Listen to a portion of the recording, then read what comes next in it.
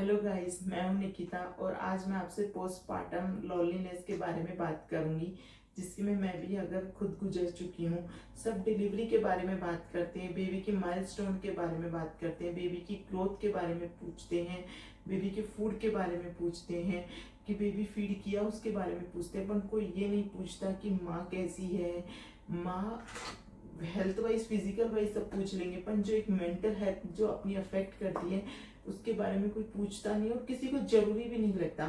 पहले मुझे भी नहीं लगता था कि अरे क्या होता है क्या नहीं होता, पर जब मैं इस फेज से खुद गुजरी तो मुझे पता चला कि ये बहुत बड़ी चीज है और ये बहुत मेंटली बहुत अफेक्ट करती है एक मदर को।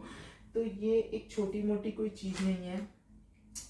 मेरे साथ क्या फील है, अगर आपके कोई माँ है जो मेरे से रिलेट कर सकती है और आपको भी सेम ऐसा फील हुआ हो तो मुझे कमेंट बॉक्स में कमेंट करके जरूर बताना, ताकि मुझे लगे कि मैं इस फेज में अकेली नहीं हूँ, मेरे साथ और भी कोई और है। अब उसमें ये होता है कि लोनलीनेस ऐसे लगता है कि एक्सपेक्टेशंस ये थी कि बेबी होगा तो घर में बहुत सारी खुशियां आएंगी, सब एक साथ मिलके रहेंगे और पता नहीं क्या क्या होगा। बट आप उसे बेबी को संभालने के एक तो प्रेशर में हो जाते हो, दूसरा ये कि जो लोग आप पहले सिर्फ आप पे फोकस थे और आपको पूछते थे, वो अब सारा ध्यान डाइवर्ट हो गया बेबी का। सडनली ये फील आने लग जाता है कि आपको इम्पोर्टेंट ही नहीं हो, आपकी कोई नीड ही नहीं है सामने वाले को। जैसे कि आपके हस्बैंड हो गए या फिर आपके फैमिली मेंबर्स हो गए, हस्बैंड का भी सडनली प्यार उधर वो आपकी तरफ रहते हैं बट उसका प्यार डिवाइड हो गया, तो ये आपको थोड़ा समझने में एक्सेप्ट करने में भी टाइम लगता है आपका बेबी। बट एक मदर के पॉइंट ऑफ व्यू से सोचो, मेंटल से सोचो, तो थोड़ा सा ये चीजें अपने को एक बार डिफरेंट लगती हैं और उनको काफी सारी चीजें देखनी होती है उस समय, जिस समय अपन मेन फेज पे होते हैं।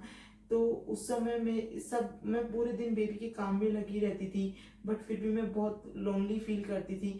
अब मेरे को ऐसा लगता है कि पहले के जो लोग बोलते थे ना कि अरे नहीं माँ को अकेला नहीं छोड़ना कमरे में, वो मेरे को लगता है कि कोई अंधविश्वास या कोई रूढ़िवादी नहीं, वो एक साइंटिफिक रीजन होगा उसके पीछे।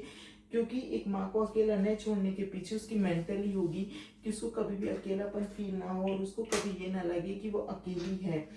तो मेरे साथ ये था। फिर थोड़े दिन बाद क्या हुआ, मैंने हस्बैंड को बोला इनको कि यार आप इधर बैठ जाया करो, मुझे पता नहीं थोड़ा सा ऐसे दिमाग में अकेलापन लग रहा है या मेरा वो है वह, मैं नहीं समझ पा रही थी कि क्या हो रहा है। फिर उन्होंने बोला कि अच्छा चल कोई नहीं, फिर उन्होंने मेरे को काफ़ी इस चीज़ को काफ़ी सपोर्ट किया और वो मेरे पास यहाँ पे आके आराम से 3-4 घंटे बैठ जाते थे। अपना काम मैं हम बात नहीं करते थे, मैं लेटी रहती थी, बट मेरे को वो सुकून देता था कि वो है।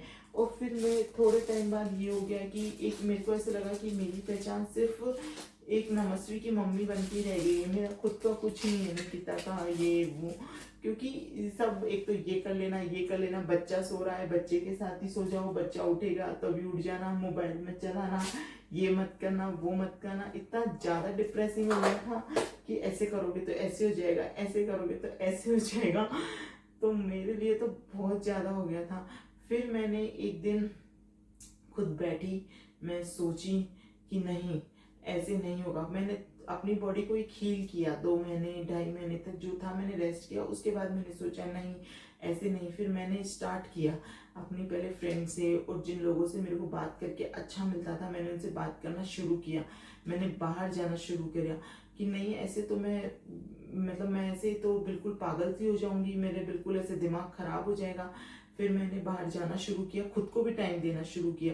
तब उस समय लोगों ने मुझे जज किया, अरे तू बेटी को छोड़ के आ गई, तेरी बेटी क्या कर रही है, इतनी छोटी को छोड़ के आ गई।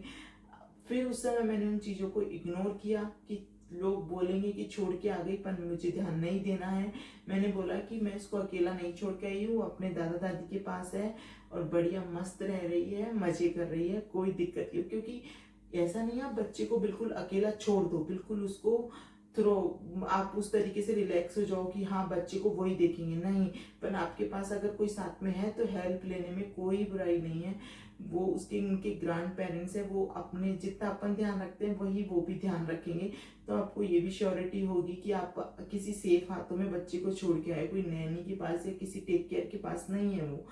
तो इतना टाइम आप अपने आप को दे सकते हो कि आप कभी कभार 2-3 घंटे अगर आप अपने आप को देते हो और आपका पार्टनर और आप अपने आप को भी अकेले में देते हो तो कोई दिक्कत नहीं है। फैमिली के साथ रहने पे यही उसके बेनिफिट्स होते हैं। अगर फिर फैमिली के साथ रहने के क्या बेनिफिट्स हैं, यही तो बेनिफिट्स हैं जो सबको उठाने चाहिए, कोई दिक्कत नहीं है। तो मैंने उस चीज़ को स्टार्ट किया। मैंने धीरे धीरे उसका काम को भी, नमस्वी के जो काम है उनको डाइवर्ट करना, डिस्ट्रीब्यूट करना शुरू किया। कि नहीं, मैंने हर्षित को बोलना शुरू किया, मेरे हस्बैंड को, नहीं आप ये कर दिया करो, आप ये कर दिया करो, क्योंकि कोई दिक्कत नहीं है भाई, आज बच्चा हम दोनों का है, हम दोनों मिलके उसको पाले। तो मुझे उन चीज़ों में थोड़ा सा रिलैक्स फील होने लगा। फिर मैंने थोड़ा थोड़ा अपनी बॉडी पे वर्क करना शुरू किया कि भाई बॉडी पे मेरी हालत बहुत ज़्यादा हो गई थी, एनर्जी लो लेवल हो गया था बहुत ज़्यादा, थोड़ा सा वेट जो सब बहुत ज़्यादा बढ़ गया था, मैंने उसको थोड़ा डाउन किया। वो मेरी प्रोसेस अभी भी कंटिन्यू है, क्योंकि अभी भी मैं इतनी पतली तो नहीं हुई हूँ कि मैं बहुत ज़्यादा ये बोल सकूं कि हाँ बहुत पतली हूँ। आप ये सोच रहे होंगे लिफाफे किस लिए, लिफाफे उसको खेलने के लिए, वो इसको खेलती रहती है तो थोड़ा डाइवर्ट हो जाती है, 2-4 बाइट में उसको खिला देती हूँ। तो इस तरीके से मैंने अपने आप को सुपर वुमेन का टैग हटा दिया और एक नॉर्मल वुमेन की कैटेगरी में लिया अपने आप को कि नहीं, मैं नॉर्मल हूँ, मैं नॉर्मली सब काम करूँगी और सब चीज़ करूँगी। और उस हिसाब से मैंने अपने आप को टारगेट किया। अगर आपके साथ भी ऐसा हो रहा है तो आप भी सब नॉर्मल हो जाइए अपने साथ, और यही एक्सपीरियंस आपने फील किया हो तो मुझे कमेंट में एक लाइक तो देना, एक हार्ट तो भेजना, कि मैं भी सोचूं कि आपकी और मेरी स्टोरी सेम है। और अगर आप मेरे से कुछ पूछना चाहते हैं तो वो भी कमेंट में करना, और आपकी और मेरी स्टोरी कहाँ तक सेम है वो भी मुझे बताना।